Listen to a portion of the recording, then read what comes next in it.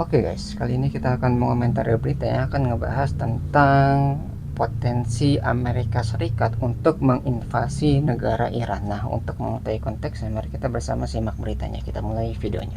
Eskalasi perang Iran melawan Amerika Serikat dan Israel terus meningkat. Amerika Serikat mempertimbangkan melakukan invasi darat ke Iran, termasuk mempersenjatai kelompok Kurdi. Sementara pemerintah Iran menegaskan kesiapan militer dan rakyat Iran yang siap berjuang habis-habisan menghadapi Amerika Serikat dan Israel. Untuk membahasnya kita sudah bersama pengamat hubungan internasional UI Agung Nurwijoyo. Selamat sore, Mas Agung. Sore, Mas Alfa. Baik, Mas Agung, ini bagaimana sebetulnya invasi darat yang dipersiapkan oleh Amerika Serikat? Apakah langsung mengirim pasukannya atau ya tadi mempersenjatai pasukan Kurdi Iran dan Irak? Ya, dalam beberapa waktu terakhir kan yang kemudian muncul dan sangat kuat di media itu adalah Amerika Serikat sudah mempersenjatai ya kelompok-kelompok Kurdi. Bahkan juga kan Amerika Serikat sudah menghubungi beberapa pemimpin Kurdi, misalkan seperti halnya Masud Barzani, lalu ada Bavel Talabani, itu dua pemimpin elit Kurdi di Kurdistan Regional Government, meskipun Presiden KRG sendiri Nashirvan Barzani itu kemudian menolak kalau kemudian ada mobilisasi dari kelompok-kelompok Kurdi seperti itu. Nah, tapi dalam hal ini kita akan melihat bahwa ada strategi berbeda yang kemudian dilakukan oleh Amerika Serikat dan Israel tentunya ketika pengen melakukan invasi darat terhadap Iran. Alih-alih melakukan invasi secara langsung, mereka mungkin mengkalkulasi itu cost-nya terlalu besar. Apalagi kalau kemudian mereka menginvasi darat secara langsung, mereka tidak terlalu paham dengan medan yang ada di Iran. Yang kedua juga kita melihat bahwa milisi-milisi pro Iran yang masih begitu kuat, sehingga kalau kemudian dilakukan jalur evakuasi, tentu itu cost-nya sangat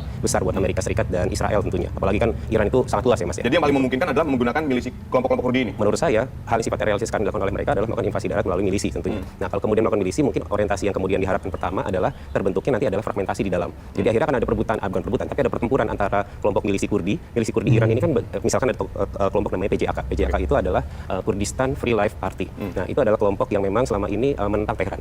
Dan tapi kelompok ini juga sebenarnya memiliki afiliasi dengan kelompok PKK. Kelompok PKK ini kelompok Kurdi, teroris Kurdi yang ada di Turki, yang mereka juga afiliasi dengan YPG dan PYD yang ada di Suriah. Artinya YPG dan PYD ini sebenarnya adalah kelompok yang juga sebenarnya disupport oleh Amerika Serikat dalam konteks SDF di Suriah. Artinya ini sebenarnya jadi punya link and match yang tersendiri seperti itu. Nah, intensinya apa? Tujuannya apa? Itu nanti akan membentuk semacam, saya baca, membentuk semacam area kontrol, Mas.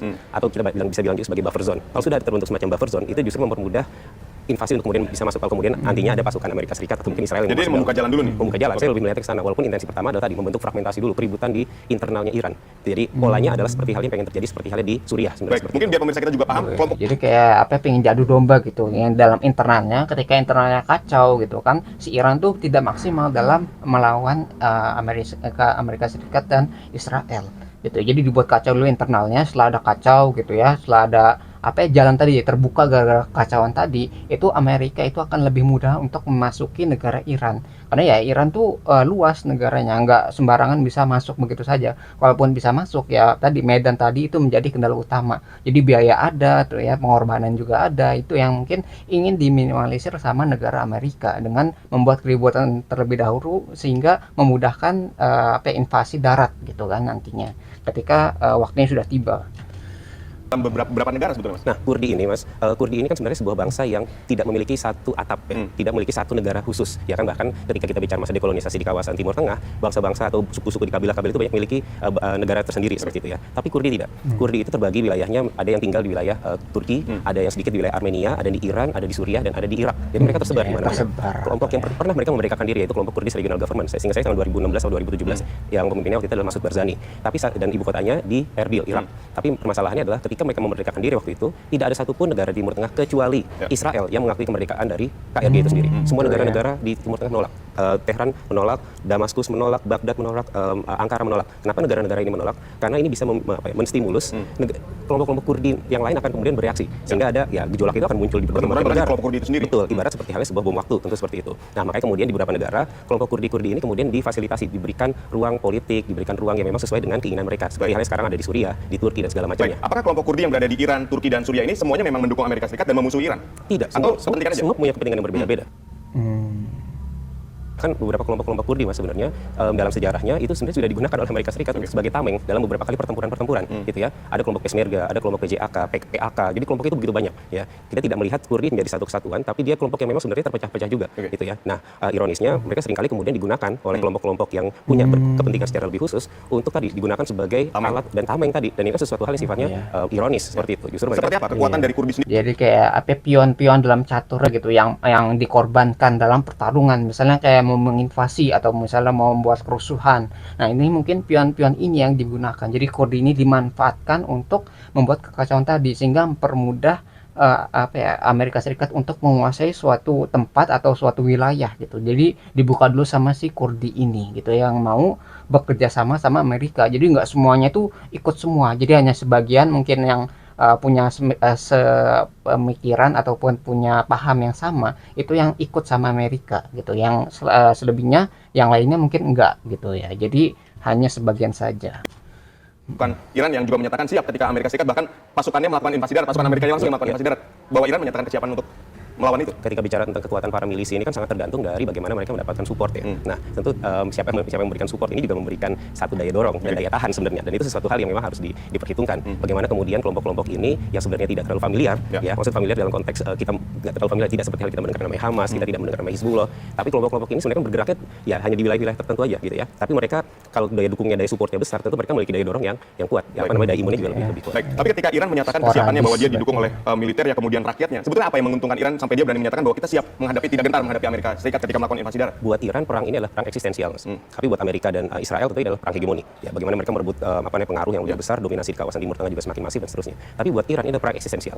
Ketika kita bicara masalah perang eksistensial, masalah waktu itu tidak menjadi masalah. Bahkan itu cenderung prolong konflik. Jadi kecenderungan akan diperpanjang. Ya. Jadi dan itu bukan sesuatu hal yang akhirnya akan memberikan kerugian banyak buat Iran. Iran ini, Mas, sebenarnya adalah kalau kita lihat secara historis ini kita perang baru melihat dalam konteks sekitar ya 1 pekan terakhir ya. Tapi sebenarnya kan tekanan yang diterima oleh Iran itu sudah Jauh lebih lama. 79. Bahkan pasca 79 itu yang namanya sanksi, embargo, itu boleh saya kutip, ya itu adalah keseharian orang-orang Iran, gitu ya. Termasuk perang Irak. Betul. Artinya mereka bahkan awal itu Ali Khamenei bahkan mengisyaratkan yang dinamakan dengan resistance of economic. Gitu. Artinya ada pola ekonomi yang independen yang mereka coba tunjukkan sehingga membentuk ya apa namanya gaya mereka hari ini. Ya. Jadi resiliensi yang kemudian mereka dapatkan hari ini bukan sesuatu hal yang sifatnya anomali, tapi ini sesuatu hal yang sifatnya adaptif dari perjalanan jangka panjangnya seperti itu. Baik. Nah ini sesuatu hal sebenarnya akhirnya membentuk ya resiliensi tersendiri, bahkan kepercayaan diri yang cukup tinggi dari Iran itu sendiri. Tapi ketika Anda tadi katakan, Jadi kalau negara Iran tuh kayak mereka tuh berperang untuk mempertahankan dirinya, kayak untuk survive, untuk bertahan hidup. Sedangkan kalau misalnya Amerika dan tadi Israel, ya, dia perang itu punya konflik itu untuk mempertahankan hegemoni, berarti kekuasaan mereka. Berarti mereka tuh sebagai mungkin polisi dunia yang bisa mengatur negara-negara yang ada di Timur Tengah gitu kan. Jadi stake-nya atau disebutnya kayak kepentingan itu beda. Yang satu untuk bertahan hidup ya udah kena terpojok gitu kan, namanya Iran gitu ya, udah negara satu-satunya itu nggak bisa kabur lagi. Sedangkan kalau Amerika itu kan mereka hanya itu yang mendapatkan kepentingan ketika mungkin mengalahkan Iran gitu, nanti kekuasaan mereka itu akan semakin kuat di Timur Tengah sehingga nggak ada yang bisa melawan lagi, karena Iran ini kayak mungkin satu-satunya negara yang paling kuat melawan pengaruh dari Amerika dan Israel. eksistensial bagi Iran. Jadi akan sepanjang apapun perang ini akan terus diladeni sama Iran. Seberapa kuat sebetulnya kekuatan militer Iran untuk terus bertahan dari gempuran Amerika Serikat dan Israel itu juga diperhitungkan. Betul. Ya, jadi perang ini memang saya tidak bisa pungkiri memang punya limitasi. Ya, saya tidak bisa pungkiri hal demikian. Tergantung dari juga bagaimana kemudian Iran bisa mereproduksi kembali segala macam alutsistanya. Tentu dengan kemudian support dari Cina dan Rusia tentunya dalam hal tersebut seperti itu. Nah, tentu itu menjadi satu hal dan jangan lupa juga, Mas, perang itu seringkali juga kadang-kadang tarik ulur juga gitu ya, dan dia ada kadang-kadang juga dalam konteks ini buying the time ya. Tentu dalam beberapa kali pernyataan itu adalah bagaimana perang ini juga perang urat syaraf juga, bahkan dalam beberapa jam terakhir Pezeshkian menyatakan bahwa kami tidak akan lagi kemudian melakukan serangan terhadap neighboring countries, negara-negara di Arab gitu ya. Kita minta maaf atas serangan yang terjadi gitu kan, dan bahkan serangan-serangan tersebut sebenarnya juga tidak mutlak semua dilakukan oleh Iran kan. Itu bagian dari buying time. Saya pikir ini bagaimana kemudian dia juga buying the time juga seperti itu, seperti halnya Trump mengatakan bahwa invasi darat buang-buang waktu, walaupun Menteri Pertahanannya menyatakan sedang menyusun pasukan Kurdi. Betul, seperti itu. Jadi ya ini namanya perang itu adalah tidak urusannya sekedar apa yang terjadi secara kasat mata, tapi ini hearts and mind juga seperti itu. Itu juga kemudian kan menjadi satu titik tekan seperti itu. Baik, tapi berbicara jadi kayak politik tuh kayak dia tuh nggak nggak benar-benar bisa diungkapkan secara langsung, pasti ada yang disembunyikan. Karena kalau misalnya secara jujur disebutkan ya strategi militernya mungkin, nah itu mungkin akan dibaca sama pihak lawannya, makanya bilang wah nggak peduli ini, oh ini sangat merugikan dan sebagainya. Tiba-tiba nanti di saat yang tepat itu tiba-tiba apa yang dikatakan para politisi mungkin itu akan diingkari, karena ya tadi untuk menutupi rencana yang lebih besar di belakangnya. Jadi kayak ada penutupan juga, jadi jangan sampai informasi itu yang benar-benar terjadi itu tersebar ke dunia luas ya. Jadi itu mungkin ya, jadi jangan mengambil apa yang dikatakan itu sebagai suatu kebenaran yang pasti, tapi hati-hati juga gitu, berencana untuk mengantisipasi rencana-rencana yang tidak disebutkan, yang disembunyikan ataupun yang telah disiapkan untuk sebagai kejutan gitu. Itu juga yang harus diwaspadai ya, sebagai negara yang memiliki kekuasaan kayak Amerika Serikat gitu. Informasi yang kita dapat, yang kami dapat adalah ini adalah rudal-rudal yang lama nih, tapi rudal-rudal canggih yang berkekuatan eksplosif lebih besar justru belum dikerahkan. Apakah ini hanya sebatas propaganda dan spyware, atau memang ini adalah kenyataan yang memang disimpan oleh Iran? Tadi saya sebutkan bahwa perang itu bicara tentang hearts and minds ya. Jadi berbicara tentang bagaimana pengaruh secara psikologis dari pihak lawan ya, bagaimana kemudian video-video dilepaskan segala macam. Yang artinya kemudian itu juga sesuatu hal yang tidak free of lunch. Jadi semuanya akan kemudian dilihat sebagai satu upaya untuk mempengaruhi pihak lawan, apakah pihak lawan akan kendur atau tidak terhadap apa yang kemudian dilakukan seperti itu. Dan ini kan bukan sekedar terhadap pemerintahnya, tapi kepada masyarakatnya juga. Bagaimanapun juga Amerika dan Israel ini juga sangat dipengaruhi oleh tekanan domestiknya sebenarnya. Dan itu juga akan memberikan satu hal yang sifatnya berpengaruh. Oke, tekanan domestik yang diterima oleh Amerika dan Israel seberapa besar mempengaruhi Amerika Serikat dan Israel untuk terus berperang? Nah, ini kalau dalam konteks Israel tentu di tahun 2026 ini akan menjelang pemilu. Nah, tentu itu kan memberikan tekanan domestik juga sebenarnya bagaimana pengaruh elektabilitas terhadap Netanyahu dan lawan-lawan politiknya. Amerika pun juga sama ya, sebenarnya sifatnya demikian. Bagaimana pengaruh kelompok ya Demokrat dan segala macam sudah melakukan voting dan seterusnya itu di Senat. Dan tapi tekanan domestiknya juga sekarang juga makin menguat. Dari warganya sendiri ya? Betul, seperti itu. Nah, ini kan juga sebenarnya memberikan ya tadi perang itu tidak hanya bicara tentang sesuatu hal yang terjadi di lapangan saja, tapi juga bagaimana narasi itu kemudian berkembang pesat dan meluas di publik seperti itu. Ini jadi akhirnya berbanding terbalik dengan Jadi perang tuh nggak semata-mata hanya perang secara fisik tadi, tapi ada politik juga di sana gitu. Jadi negara untuk mengeluarkan tadi ya dana untuk membiayai militernya itu kan pasti disupport sama pajak gitu. Nah kalau misalnya orang-orang yang punya pajak itu nggak setuju dengan keputusan dari misalnya Amerika ataupun Israel, ya mereka bisa memilih calon yang berlawanan dengan orang yang memimpin sekarang, misalnya Donald Trump gitu kan, itu sekarang sedang memimpin, tapi karena pihak oposisinya itu bisa menggunakan narasi-narasi yang menjatuhkan Trump gitu ya, bahwa Trump ini nggak becus dalam memimpin, nanti dari pihak Demokrat atau pihak lawannya itu mereka bisa mencalonkan yang pihak-pihak yang berlawanan dengan Trump ini. Jadi kayak memanfaatkan situasi untuk keuntungan si lawan politiknya. Gitu. Ataupun di Israel juga sama gitu. Jadi kayak sekarang yang berkuasa itu Netanyahu. Tapi kalau misalnya kita lihat ya mungkin ada calon-calon yang berlawanan dan ingin segera mengakhiri konflik ataupun peperangan dengan si Iran gitu ya. Jadi lawan politiknya itu bisa memanfaatkan sebagai jalan untuk mengambil kekuasaan tersebut. Dengan kekuatan dan dukungan yang luar biasa dari rakyatnya yang kemudian bersatu kan? Itulah yang kemudian membedakan antara Iran dengan Venezuela. Nah, ini sesuatu hal yang sebenarnya berbeda 180 derajat. Bagaimana kemudian mudahnya Amerika Serikat menumbangkan Maduro, tapi juga sebenarnya kita melihat juga begitu mudahnya Amerika dan Israel menumbangkan Khamenei. Tapi setelah itu apa yang terjadi? Setelah Venezuela Maduro selesai, ya itu kemudian pergantian begitu cepat dan seterusnya lah. Bagaimana kemudian Amerika menguasai Venezuela. Tapi ketika bicara Iran, walaupun pucuknya hilang, tapi ternyata enggak, konsolidasi power di dalamnya itu tetap solid. Dengan cepat langsung ada transisi penggantinya. Betul lah. Walaupun Trump juga berbicara sesuatu hal yang agak asbun juga ya. Saya akan menentukan juga siapa pemimpin berikutnya. Lah, siapa Trump gitu ya. Kemudian baru menentukan siapa pemimpin Iran berikutnya. Padahal Rahbar dan Dewan Syuro di Iran itu sudah sangat jelas gitu ya. Betul, seperti itu. Dan garisnya sudah jelas, visi sudah jelas dan segala macam ya kan. Nah, artinya apa?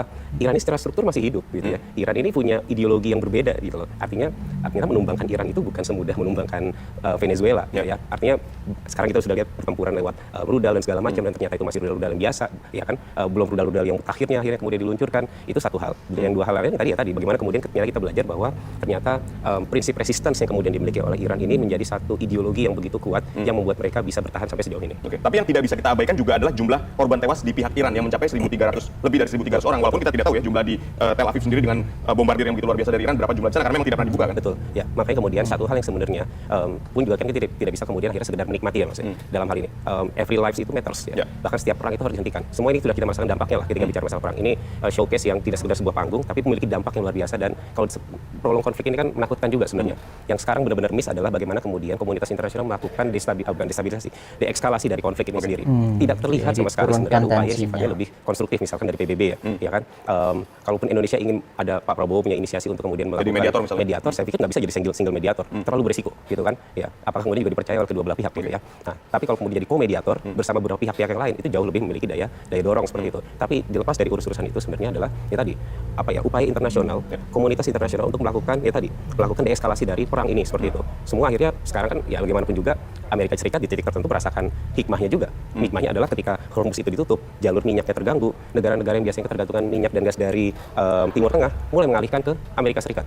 Berarti sudah mulai dapat keuntungan perdagangan adalah mulai Amerika Serikat seperti itu. Betul. Tapi kan ini kan suatu hal yang sifatnya ironis, justru memanfaatkan serangan terhadap negara lain untuk mendapatkan keuntungan secara pribadi seperti Betul. itu. Nah, tapi ini juga kita menarik melihat Eropa yang seharusnya menjadi sekutu dari Amerika Serikat, beberapa justru tidak mendukung serangan Amerika Serikat ke Iran, contohnya Spanyol salah satunya. Betul. Nah, ini sebenarnya apa nanti pengaruhnya ke geopolitik dan geoekonomi secara umum? Pertama perlu kita pahami bahwa dunia sudah berubah. Kita nggak bisa memungkiri bahwa the strongest country in the world still Amerika. Ya, dari kekuatan militer, kekuatan ekonomi, walaupun yang namanya China itu rising segala macam, tapi kekuatan Amerika Serikat tetap di atas rata-rata. Ya. Ya, kita tidak bisa memungkiri hal demikian. Tapi kita memiliki fenomena lain bahwa negara-negara di dunia ini sudah mulai bisa bersuara sesuai dengan hati nurani mereka. Ya, termasuk bagaimana kemudian yang namanya Spanyol ini punya sikap yang cukup keras seperti itu. Betul. Sebenarnya galangan kekuatan seperti ini kemudian harusnya dibutuhkan. Dalam konteks ini misalkan adalah negara-negara Eropa yang memiliki pangkalan-pangkalan udara itu melarang pangkalan-pangkalan udara itu kemudian digunakan oleh Amerika Serikat untuk menyerang Iran, satu misalkan. Atau yang kedua, negara-negara Timur Tengah misalkan melarang wilayah-wilayah udara ini digunakan sebagai lintasan terbang misalkan. Itu kan dulu kemarin dilakukan ketika perang 12 hari di bulan Juni 2025 yang dilakukan oleh Yordania ketika melihat Iran dan Israel ini sudah mulai melakukan aksi retaliasi terkait dengan rudal. Yang dilakukan oleh Yordania adalah memperlakukan zona larangan terbang juga di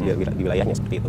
Nah, itu sikap Ya, jadi kayak Amerika mungkin sudah mulai kehilangan hegemoni untuk menguasai dunia. Jadi hegemoninya udah mulai runtuh gitu ya. Karena kalau dulu kan setelah Perang Dunia Kedua gitu ya, Amerika tuh menjadi negara yang sangat kuat dari ekonominya, dari militernya dan sebagainya. Jadi negara-negara lain tuh juga tunduk gitu. Jadi kalau misalnya beli dari Amerika, dagangnya sama Amerika, sampai mata uang yang diperdagangkan, yang digunakan itu adalah dolar gitu. Tapi sekarang gitu ya, negara-negara lain itu mulai menyadari bahwa kenapa harus bergantung sama Amerika gitu ya. Kita juga bisa mandiri kok gitu, bisa melawan dari pengaruh dari Amerika tersebut ya. Kayak misalnya Rusia, Cina gitu sama Iran juga ya. Itu berarti negara-negara yang membuktikan bahwa dengan berkonflik dengan Amerika ataupun melawan hegemoni Amerika itu sebenarnya mungkin untuk dilakukan. Jadi kayak memberikan harapan bahwa Amerika ini nggak cuma satu-satunya negara yang menguasai dunia ini, maksudnya dalam secara ya kayak polisi dunia gitu.